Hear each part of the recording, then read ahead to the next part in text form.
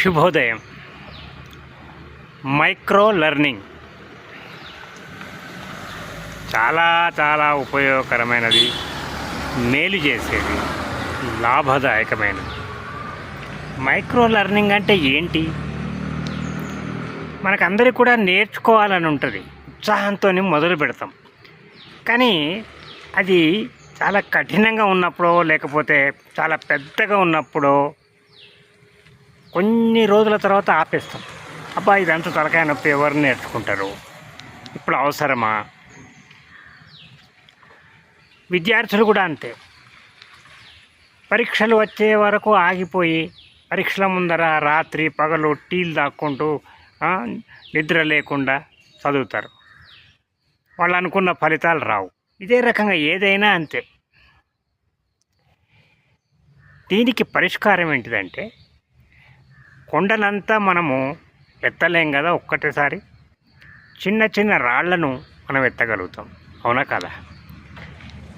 ఈ జ్ఞానాన్ని, మనం నేర్చుకోవాలనుకున్న జ్ఞానాన్ని చిన్న చిన్నగా మనం చేసుకున్నట్టయితే, ఆ చిన్న చిన్నవి మనం క్రమం తప్పకుండా ప్రతిరోజు నేర్చుకుంటే బోరు కొట్టదు, కష్టం కాదు, చక్కగా అర్థమవుతుంది, లాభదాయకం. ఇదే మైక్రో లెర్నింగ్. ఉదాహరణకు చెప్తాను. షేర్ మార్కెట్ అనగానే తలకాయ నొప్పిలేస్తుంది. అబ్బా ఈ ప్రైస్ టు ఎర్నింగ్ రేషియో ఏంటిది, ఈపీఎస్ ఏంటిది, ఈ రిజర్వ్స్ ఏంటి, ఎట్లా అనలైజ్ చేయాలి, అబ్బా ఇది పెద్ద అరణ్యం అని అనుకుంటాం. మీకు నేర్చుకోవాలని నిజంగా ఉన్నట్టయితే ఒక్కటే నేర్చుకోండి. ప్రైస్ టు ఎర్నింగ్ రేషియో అంటే ఏంటి, అంతే. అది మీకు అర్థమైతే మళ్ళీ నెక్స్ట్ ఈపీఎస్ అంటే ఏంటి, ఈ రకంగా నేర్చుకోవచ్చు. విద్యార్థులు కూడా మ్యాథమెటిక్స్ అనగానే అబ్బా కాంప్లికేటెడ్, తలకాయ నొప్పి, ఏంటి ఇది రాదు, దీనికి ట్యూషన్కి పోవాలి, అది చేయాలి, ఇది చేయాలి అనుకుంటారు. ఒక్క సూత్రాన్ని నేర్చుకోండి. sin square theta plus cos square theta = 1. సంపూర్ణంగా దాన్ని అర్థం చేసుకోండి.